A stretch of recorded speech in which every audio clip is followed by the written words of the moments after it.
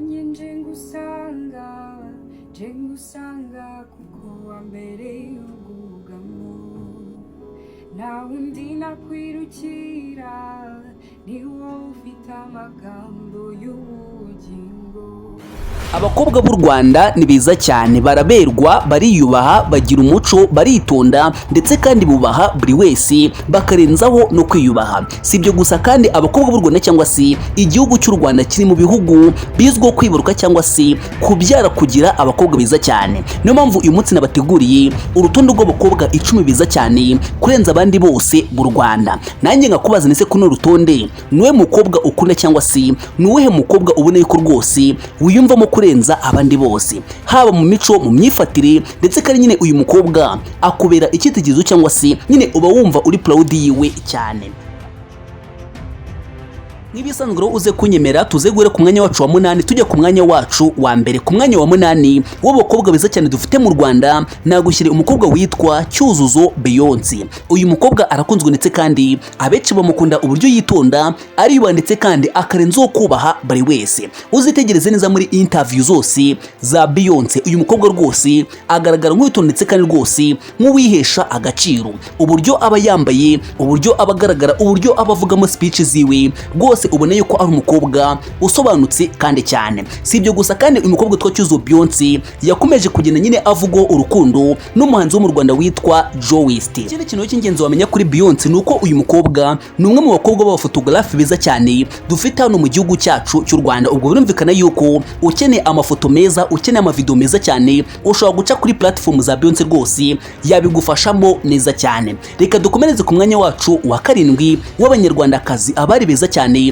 kandi bishimirwa bakanakundwa n'abatari bake. Nagushyira umunyarwandakazi witwa Niyo Mubyeyi Gentille Nowera. Uyu nguyu rwose yamenyekanye nka Fofo muri sinema nyarwanda. Uyu mukobwa nawe rwose nyine ukimubona physically cyangwa se uburyo agaragara, icyambere agaragara nk'umukobwa witonda kandi wibaha, wihesha agaciro. Uburyo yambara nyine bigaragaza yuko ari umunyarwandakazi uzi agaciro ke kandi nyine ariyubaha, akubahisha n'igihugu cyacu muri rusange. Niyo Mubyeyi Gentille Nowera cyangwa se uyu mukobwa wamumenye nka Fufu muri sinema nyarwanda cyangwa se muri Papa Sava, none namugushyira ku rutonde rwacu rw'abanyarwandakazi cyangwa se abari beza cyane dufite hano mu gihugu cyacu cy'u Rwanda, bazamura idarapo ry'u Rwanda mu bakobwa beza cyangwa se mu banyarwandakazi beza kandi bateye neza cyane. Ku mwanya wacu wa 6 nagushyira umunyarwandakazi witwa Keti Bashabe. Uyu munyarwandakazi arakunzwe ndetse kandi nyine yishimirwa n'abatari bake. Keti Bashabe icyambere ariyubaha, icya kabiri yubaha buri muntu wese, icya gatatu n'umukobwa w'umukozi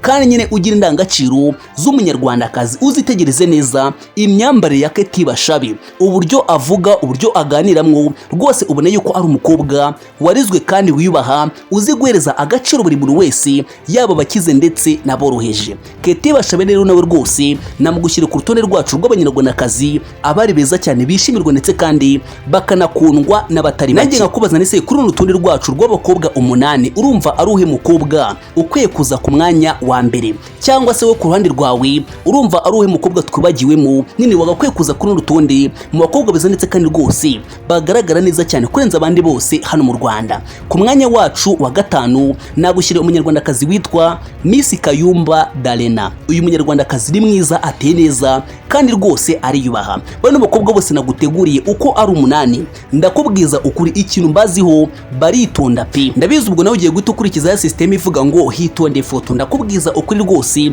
ngewe nitegereje inyuma, ndebeye inyuma nyine ngiye nkoresheje amaso yanjye mba mbona bano bakobwa bitonda. Kandi bura niyo umuntu yaba afite imico itari myiza, ariko byibura ibaze kugira ngo umuntu aba afite imico mibi narangiza anabigaragaze. Bura niyo umuntu ashoboye kwishira rwose ngewe ndabimushimira kuronderwa cyangwa se ndanabimwubahira. Kuba umuntu yakihishira agahisha ingeso bigashoboka, ngewe ibyo bintu ndabimwubera kubera yuko aba ari umwanga ndetse kandi rwose abasobanutse kandi cyane. Ro uyu mukobwa twa Kayumba Darena namushyize ku rutonde rwacu rwose rw'abanyarwandakazi abakobwa beza kandi bitonda, bishimirwa bakanakundwa n'abatari bake, ariko especially uyu mukobwa rwose abirwa n'amafoto kurenza ibindi byose. Reka tujye ku mwanya wacu wa 4 w'abanyarwandakazi abakobwa beza cyane dufite bakundwa ndetse kandi rwose bakishimirwa n'abatari bake kurenza abandi bose mu Rwanda. Nagushyire umukobwa witwa Nyambo Jessica. ku mwanya wa 4 kuri runo rutonde rw'abakobwa beza ndetse kandi bakunzwe bishimirwa n'abatari bake kurenza abandi bose mu Rwanda. Uyu mukobwa witwa rwose Nyambo Jessica arakunzwe, nyine yishimirwa na buri muntu wese. Icyambere gituma akundwa n'abantu bose, uyu mukobwa agira discipline kandi yubaha buri wese. Sibyo gusa kandi amagambo cyangwa se speech uyu mukobwa kunze gutangaza rwose atuma abantu benshi bamwumvamo, kandi nyine bikagaragaza yuko ari umunyabwenge, kandi umukobwa nyine ukora buri kintu cyose yabanje gutekereza ndetse no kucyanaliza. Nta kintu kibabaza mu buzima nko kubona umukobwa mwiza ariko udafite ubwenge. Nyamuneka bino bintu birababaza kandi bishengura abasore benshi ndetse n'abagabo benshi. Tekereza umukobwa ufite uburanga ariko abasore bamusimburanwaho buri munsi. Ese ibyo binumva byaba bimeze gute? Ariko Nyambo Jessica agaragara nk'umukobwa wiyubaha, nyine utavogirwa na buri musore wese ubonetse. Rero rwose ibyo ngibyo byaba impamvu yatuma abasore benshi, abagabo benshi ndetse n'abakobwa bagenzi biwe bamukunda cyangwa se bamwiyumvamo kandi cyane. Reka tujye ku mwanya wacu wa 3 w'abanyarwandakazi beza, abakobwa bagira umutima mwiza, abakobwa nyine bakunzwe kandi bishimirwa n'abatari bake. Nagushyira umunyarwandakazi witwa Marina Deborah, umuhanzikazi ukunzwe, umuhanzikazi witonda, umuhanzikazi uteye neza, umuhanzikazi ugira blague kurenza abandi bose hano mu Rwanda. Uwo na wundi yitwa Marina Deborah, umwana w'i Rwamagana cyangwa se umwana wo mu burasirazuba. Uyu mukobwa rero rwose ni umwe mu bakobwa beza cyane. Icyo ni icyambere, ateye neza, yazamura ibendera ry'u Rwanda kandi yishimirwa cyangwa se akundwa n'abatari bake. Nanjye ngakubaza nese urabona kuri no rutonde rwacu ari uwe munyarwandakazi ukunda ukwiye kuza ku mwanya wa mbere?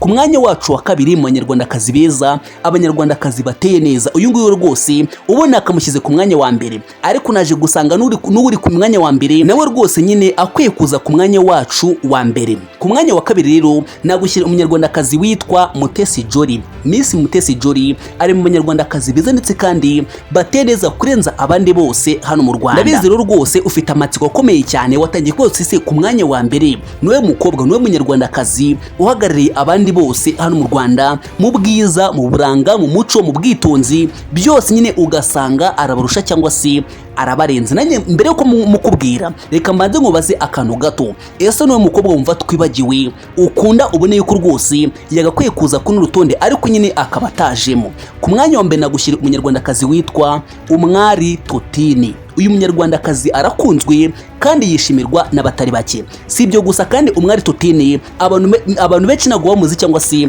ntabwo nyine bazi ese ubundi Totine ni muntu ki. Ubundi Umwari Totine niba utari umuzi, uyu nguyu ni murumuna we witwa Miss Muhito cyangwa se umwite Muhito Divina, ni murumuna we cyangwa se ni petit frere wiwe. Rero rwose ubwo bivuze yuko niba utari umuzi uyu munyarwandakazi uramumenye. Umwari Totine icyambere akunzwe n'abasore benshi hano mu Rwanda, ariko specially uwitwa Musinga rwose ni crush wiwe yaramusariye, nyine yabuze icyo yamuha. Nawe tekereza noneho Umwari Totine wenda aramutse abwiye Musinga ngo just say I love you, wenda akamubwira ngo ndagukunda cyangwa se mwiyumvamo, ndakubwiza ukuri niryo joro rya mbere no mutsi wa mbere uyu musore witwa Musinga ashobora gushiduka yararanye inkweto cyangwa se nawe ubwe atazi uko byagenze. Nanjye ngakubaza nise wenda ku musozo wa video we witegereje neza, ese Umwari Totine na Musinga ubona bakwiranye cyangwa se ubona nyine baba bajyanye? Uze kunyandikira hasi muri comment uko wabubona nyine ikupure ya Musinga ndetse n'uwitwa Umwari Totine. Rwose nakubeshye uyu mukobwa ahagarariye abandi bose hano mu Rwanda mu bakobwa beza ndetse kandi rwose bateye neza, bafite umuco, indangagaciro kandi biyubaha. Uzitegereze platform ziwe ubundi uzahita yuko rwose uyu mukobwa akwiye kuza ku mwanya wa mbere. Nawe uze kutwandikira hasi muri comment ese urumva ari uwe mukobwa twibagiye kuri urutonde rwacu? Niba wumva nta mutima mubi cyangwa se ukumva ino video wayikunze wayishimiye, ntugende udakanzirika. Icya kabiri uze guca hasi muri comment nkuko nahoze mbigusaba, utwandikiremo umukobwa ukunda kurenza abandi bose muri abangaba, cyangwa se niba horo twibagiwemo nawe uze kumwandika uciye hasi muri comment. Imana ikurinde kandi duhana umugisha. Hasta la vista, ciao ciao.